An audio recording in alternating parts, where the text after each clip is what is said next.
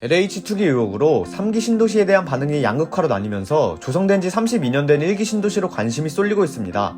이미 인프라도 잘 조성됐고 또 여러 호재를 지닌 지역들도 있으니 잡음 많은 3기 신도시보다 더 낫다고 생각하는 분들이 늘어나고 있는데요. 1기 신도시가 입주를 한 지도 어느덧 30년이 되다 보니 재건축 등의 각종 개발 기대감이 더해져 집값도 뛰고 관심이 집중되는 모양새입니다. 특히 이 중에서 유독 눈에 띄는 변화를 보이는 곳은 바로 부천 중동입니다. 부천 중동은 1990년대 중반 1기 신도시 입주 이후 크게 집값이 오른 지역은 아닙니다. 하지만 근래 들어 부천 중동의 집값이 꿈틀거리고 있는데요. 도대체 부천 중동에서 무슨 일이 벌어지고 있는 것일까요?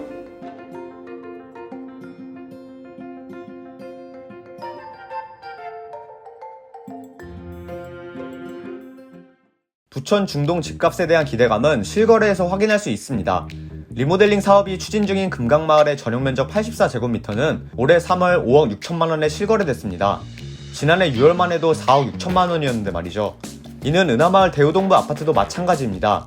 불과 지난해 12월만 해도 6억 1,500만원이었던 이 아파트의 전용 면적 101제곱미터는 지난달에 7억 원에 거래됐습니다. 리모델링 사업 추진이 이뤄지면서 집값도 오름세를 보이고 있는데요. 그렇다면 현장의 분위기는 어떤지 부천 중동에 위치한 A 공인중개소에 문의해봤습니다.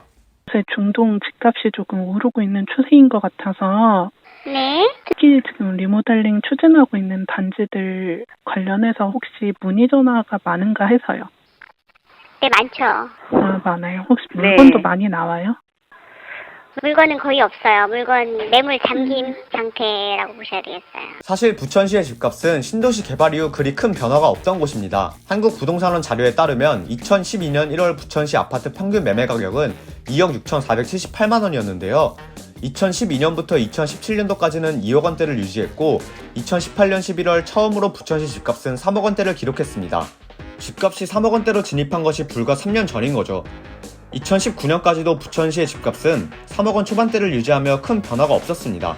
그런데 지난해 부천시의 집값의 상승폭이 눈에 띄게 높아진 거죠. 2020년 1월 3억 4,334만 원이었던 집값이 갑자기 6개월 만에 5.6%가 상승했는데요. 꾸준히 3억 원 초반대를 보이던 부천시의 집값은 단숨에 3억 원 후반대로 올라갔습니다. 최근에는 거의 4억 원 돌파 직전까지 갔고요. KB국민은행 리브부동산 자료에 따르면 중동의 아파트 3.3제곱미터당 평균 매매가는 1,600만원입니다. 부천시 내에서 집값 높은 동네 상위 5번째에 속하는 것이죠. 생각보다 집값이 저조하다고 생각하시나요? 상위에 오른 다른 부천시 동네를 보면 아마 생각이 바뀌실 겁니다. 중동보다 높은 집값을 자랑하는 동네는 옥길동, 여월동, 약대동이 있습니다. 부천시에서 제일 높은 집값을 자랑하는 옥길동은 구축 아파트보다 신축 아파트가 많은 동네입니다. 이는 노후 아파트 비율만 봐도 알 수 있죠.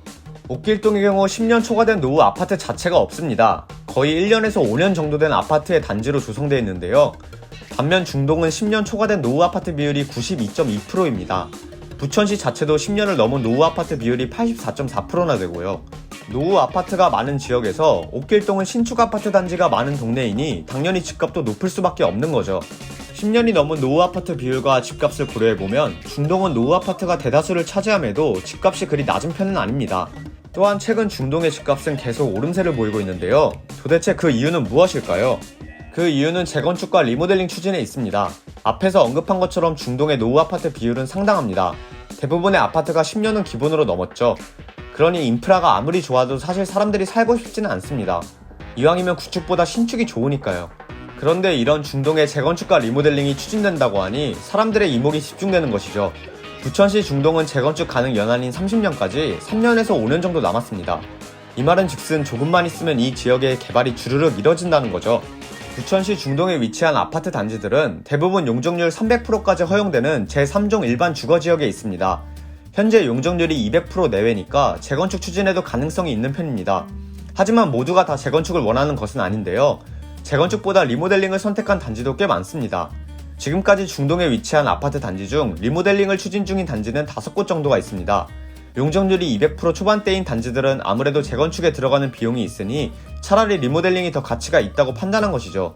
재건축이든 리모델링이든 사실 개발 호재가 있는 게 어딥니까? 노후 아파트 비율이 90%를 넘는 동네가 이제 새 아파트로 단장을 한다는데 뭐라도 개발이 되는 것이 중요한 포인트죠. 부천시 중동은 서울시 구로구와 인천시 부평구 중간에 자리 잡고 있습니다. 서울로 이동하기에도 좋고 경기도와 인천시로 이동하기에도 편리하죠. 입지만큼이나 교통 노선도 괜찮습니다. 지하철 1호선 중동역과 7호선 부천시청역, 신중동역을 이용하면 서울역과 강남역 등 여러 서울 업무 지구로 이동이 가능합니다. 1시간 이내면 이동이 가능하니 교통노선도 이 정도면 나쁘지 않네요. 또한 이곳에는 새로운 교통노선도 들어섭니다. 바로 화제의 노선 GTX-B 노선인데요. GTX-B 노선 부천 종합운동장역이 중동을 지납니다. GTX-B 노선을 이용하면 중동에서 서울역까지 13분 정도면 이동이 가능합니다. 지금은 38분 정도가 소요되는데 GTX를 타면 시간이 3분의 1로 확 줄어드네요. 또한 오늘 2023년에 부천 종합운동장역에는 서해선 연장도 이뤄집니다. 대곡 소사선이 부천 종합운동장역에 정차하는 것이죠. 부천 종합운동장역 인근은 주거시설이 자리 잡을 수 없는 준공업지역입니다. 그러니 제일 인접한 위치에 있는 부천시 중동이 누리는 혜택이 늘어나겠죠? 인프라가 더 잘 조성될수록 집값은 자연스레 올라갈 것이고요. 재건축과 리모델링, 교통호재는 노후화된 주거시설과 3기 신도시 개발로 부동산 시장에서 주목받지 못했던 부천 중동 신도시의 앞날을 더욱 밝혀주고 있습니다. 지금까지 1기 신도시 부천 중동에 대해 알아봤는데요. 이 영상이 도움이 되셨다면 좋아요와 구독, 알림 설정까지 부탁드립니다.